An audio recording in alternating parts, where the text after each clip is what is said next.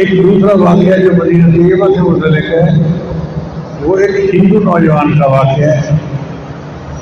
اس نے انگلش کیا پارٹیشن سے پہلے. فیملی ساری ہندو تھی، وہ اکیلا مسلمان ہو گیا کیونکہ اس نے نبی اسلام کی سیرت پر کتاب پڑھی تھی. کتاب پڑھنے کی وجہ سے اس کو نبی اسلام سے محبت ہو گئی اور اس نے کلمہ پڑھ لیا. اب جب پارٹیشن ہوئی تو اس کے سارے رشتے دار یہاں سے انڈیا چلے گئے. اس نوجوان نے کہا کہ نہیں، میں یہی رہوں گا. وہ اکیلا بیوی بچوں سمیت پاکستان رہ گیا. پھر اس نے سوچا کہ میں اپنے لیے کوئی جاب تلاش کروں. تو وزارت حج میں کچھ اسامیاں نکلی، جہاں اس نے اپلائی کر دیا.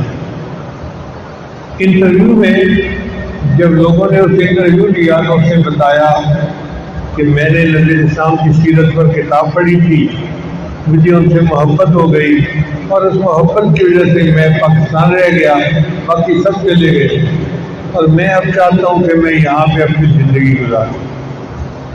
انہوں نے اس کو جاب دے دی. اس کا نام تھا نور محمد. اب یہ نور محمد جہاں بیٹھتا نبی اسلام کا تذکرہ، جس سے بات کرتا نبی اسلام کی بات، ہر وقت نبی اسلام کی بات اس کی زبان پہ رہتی تھی. ایسے لگتا تھا جیسے یہ تو عاشق صادق ہے اور نبی اسلام کی محبت میں گرفتار.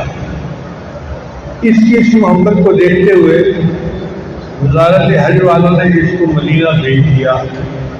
وہاں پر پاکستان ہاؤس ایک جگہ بنی ہوئی ہے جہاں پہ ملک کے بڑے آفیسر لوگ جاتے ہیں، ٹھہرتے ہیں اور وہ ان کی مدد کرتے ہیں.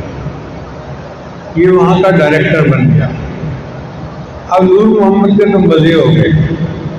5 وقت مسجد نبی میں نماز پڑھتا اور پھر مسجد نبی کے قرب میں اپنا وقت گزارتا تھا.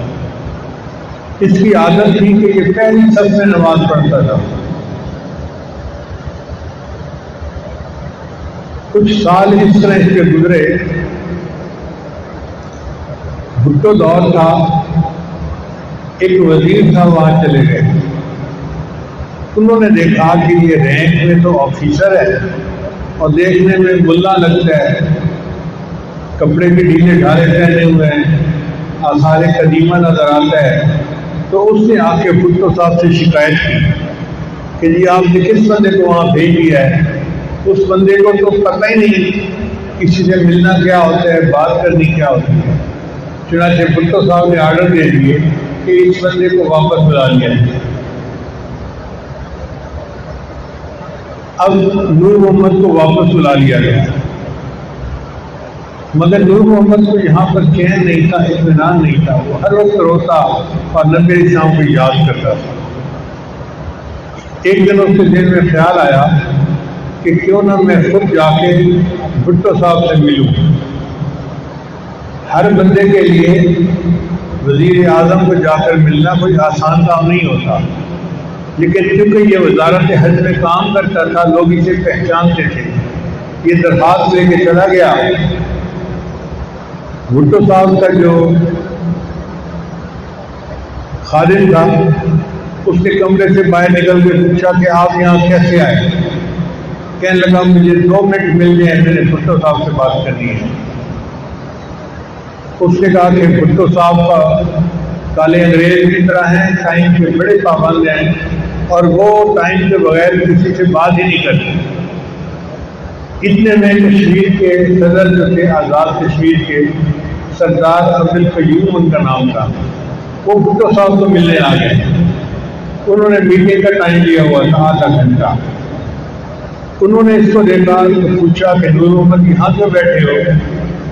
اس نے کہا کہ میں نے بھٹو صاحب سے ملنا ہے. اس نے کہا اچھا، میں نے آدھا گھنٹہ ان سے لیا ہوا ہے میٹنگ کا، میں آدھے گھنٹے میں سے آدھا وقت آپ کو دے دیتا ہوں، آپ کی بات کر لینا، میں اپنی بات کو مختصر کر لوں گا.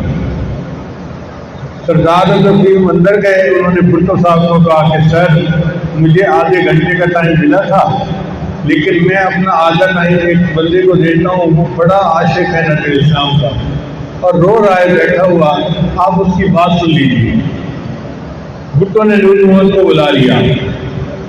نور محمد گیا تو اس نے جا کے انگریزی میں بات کی، کیونکہ اس نے ایسے انگلش کیا ہوا تھا تو انگریزی تو اس کو خوب آتی تھی۔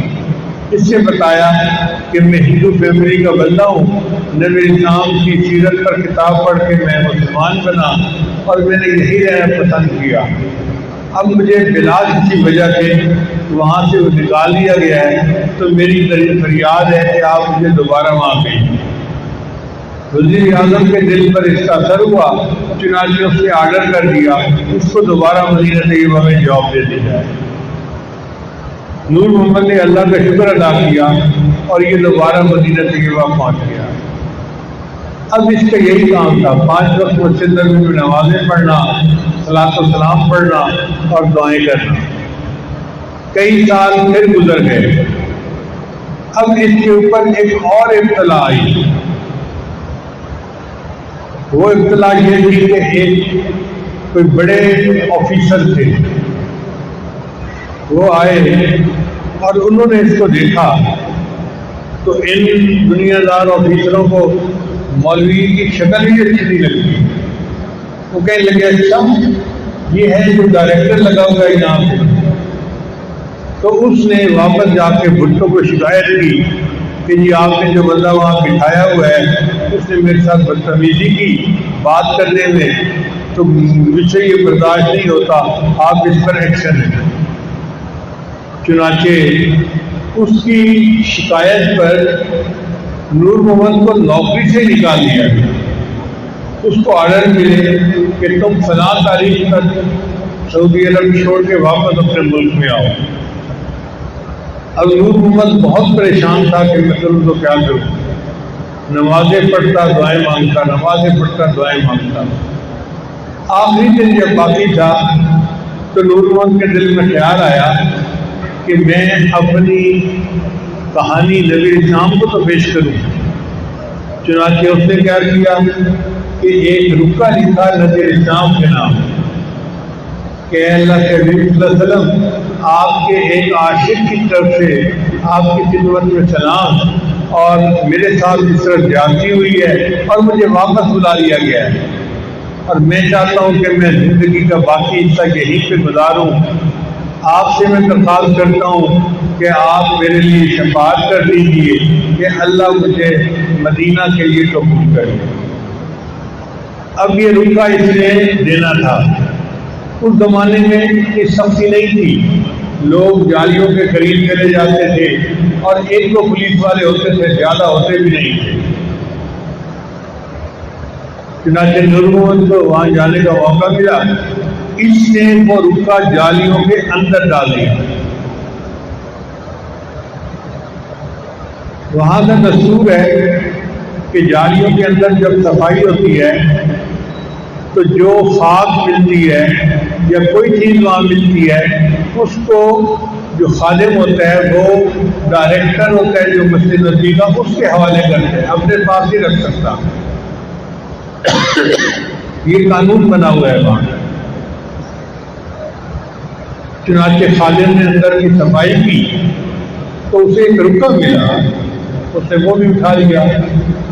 جب اس نے پڑھا تو وہ حیران ہونے لگا کہ دیکھو کیسے کیسے پاگل قسم کے لوگ ہوتے ہیں۔ اس بندے نے نبی علیہ السلام کو رکا لکھا اور اپنی عشق کی داستان سنائی، اس نے جیب میں ڈال دیا۔ اللہ کی شان دیکھیں کہ مسجد نبوی کی توسیع کے بارے میں اس کی میٹنگ کی بادشاہ کے ساتھ۔ جب رات کو بادشاہ کے ساتھ کھانے میں شریک ہوئے تو بادشاہ نے پوچھا سناؤ مسجد نبوی کا کیا حال ہے، حاجی لوگ کیسے ہیں؟ ڈائریکٹر حج نے کہا کہ جی آتے ہیں اپنے اپنے شوق جذبے کے ساتھ، اور کئی تو ایسے ہوتے ہیں کہ ان کو پتہ ہی نہیں ہوتا کہ وہ کر کے آ رہے ہیں، ایسے عشق میں ڈوبے ہوئے ہوتے ہیں۔ اس نے رکا نکال کے بادشاہ کو دکھا دیا۔ اب بادشاہ نے جب رکا پڑھا تو بادشاہ نے اس وقت بھٹو صاحب کو خط لکھوایا کہ اس بندے کو آپ ڈھونڈیں اور اس کو فوراً سعودی عرب واپس بھیجیں۔ اب جب وزیر اعظم کو سعودی بادشاہ کا خط آیا کہ اس بندے کو ڈھونڈ کے واپس کریں تو اس کو تو نوکری سے نکال دیا گیا تھا، اس کو دوبارہ ڈھونڈا گیا اور نور محمد کو کہا گیا کہ تم واپس مدینہ چلے جاؤ۔ نور محمد نے اللہ کا شکر ادا کیا اور دوبارہ پھر مدینہ آ گیا۔ پھر اس کا یہی کام تھا، 5 وقت مسجد نبی میں نمازیں پڑھنا، صلاۃ و سلام پڑھنا اور دعائیں کرنا۔ کئی سال اللہ نے پھر اس کو مدینہ طیبہ کی توفیق عطا فرمائی۔ نور محمد کو اس کی بوڑھی والدہ کا خط ملا کہ بیٹا اتنے عرصے سے تم نے عید ہمارے ساتھ نہیں کی، اس دفعہ رمضان میں عید ہمارے ساتھ کرو اور واپس آ جاؤ۔ اب چونکہ والدہ کا حکم تھا تو نور محمد نے واپسی کا فیصلہ کر لیا۔ اس نے ارادہ کیا کہ میں رمضان پاکستان میں گزاروں گا اور عید کے بعد واپس جاؤں گا۔ ابھی رمضان کے کچھ دن گزرے تھے، اس کا ایک دوست تھا جو پہلی صف میں نماز پڑھنے کا دوست تھا۔ یہ دونوں ایک دوسرے کی مدد کرتے تھے، یہ پہلے پہنچتا تو اس کی جگہ رکھتا تھا، وہ پہنچتا تو اس کے لیے جگہ رکھ دیتا تھا۔ اس نے فون کیا کہ مجھے خالد نبی علیہ السلام کی زیارت نصیب ہو گئی ہے اور نبی علیہ السلام نے ارشاد فرمایا ہے کہ نور محمد کو جلدی واپس آئے۔ نور محمد نے اپنی والدہ کو کہا کہ جی اس طرح میرے دوست نے مجھے پیغام دیا ہے اور مجھے واپس جانا ہے۔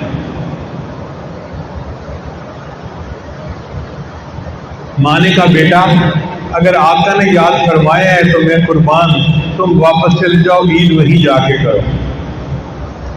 اب نور محمد چاہتا تھا کہ وہ واپس آئے مگر فلائٹیں نہیں تھیں۔ یہ جو آخری دن ہوتے ہیں نا اعتکاف کے، ان میں فلائٹیں بہت زیادہ پیک ہوتی ہیں، ایک سیٹ بھی خالی نہیں ہوتی۔ اب نور محمد بھی آئیے کے دفتر میں گیا، جس کے پاس جاتا جی کہ مجھے سعودی عرب جانا ہے، وہ کہتے ہیں کہ بابا حج کے بعد کی بات کرو، حج سے پہلے تو ٹائم ہے ہی نہیں، سیٹ ہی نہیں ہے۔ ایک نے، 2 نے، 3 نے، سب نے انکار کر دیا۔ اب نور محمد پریشان تھا، کروں تو کیا کروں۔ ایک نوجوان اسے نظر آیا تو نور محمد اس کے پاس گیا اور اس کو جا کے کہا کہ بیٹا تم مجھے ایک سیٹ دے دو، میں تمہیں خاص انعام دوں گا۔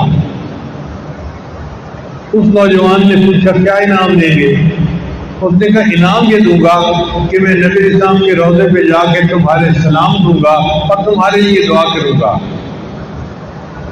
وہ نوجوان خوش ہو گیا، اس نے فوراً فون کیا تو جو مینیجر تھا اس نے اس کو کہا کہ کراچی جہاں مرکزی دفتر ہے وہاں سے پتہ کرو کہ کوئی ایک آدھ سیٹ کہیں کسی مقصد کے لیے خالی رکھی گئی ہے یا نہیں۔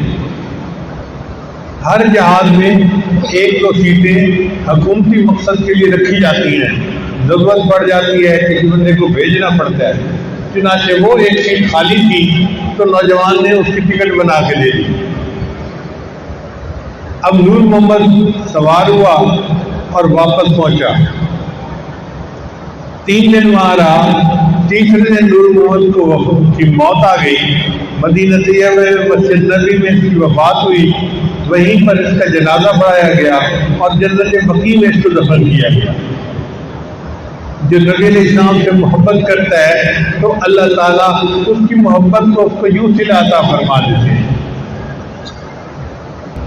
اب ہماری دعا ہے کہ اللہ تعالیٰ ہمیں اپنی محبت عطا فرمائے تاکہ زندگی کے جو چند دن باقی ہیں ہم اللہ کی محبت میں ڈوب کر زندگی گزارنے والے بن جائیں۔ یہ ایک ایسی نعمت ہے جو ہمیں اللہ سے مانگنی چاہیے۔ نبی علیہ السلام نے دعا سکھائی، اللہم انی اسألک حبک، اے اللہ میں آپ سے آپ کی محبت مانگتا ہوں، وحب من یحبک، اور جس سے جو آپ سے محبت کرنے والے ہیں اللہ میں ان کی بھی محبت کرتا ہوں، وحب عمل یبلغنا الی حبک، اور جو عمل آپ کے محبت کے قریب کرتے ہیں میں ان کی بھی محبت مانگتا ہوں۔ تو نبی علیہ السلام نے یہ تین محبتیں مانگی. ہم بھی آج دعا کرتے ہیں اللہ تعالیٰ ہمیں یہ تینوں محبتیں عطا فرمائے اور ہم اللہ کی محبت میں ڈوب کر زندگی کے باقی کچھ دن گزار لیں. وآخر دعوانا ان الحمد للہ رب العالمین.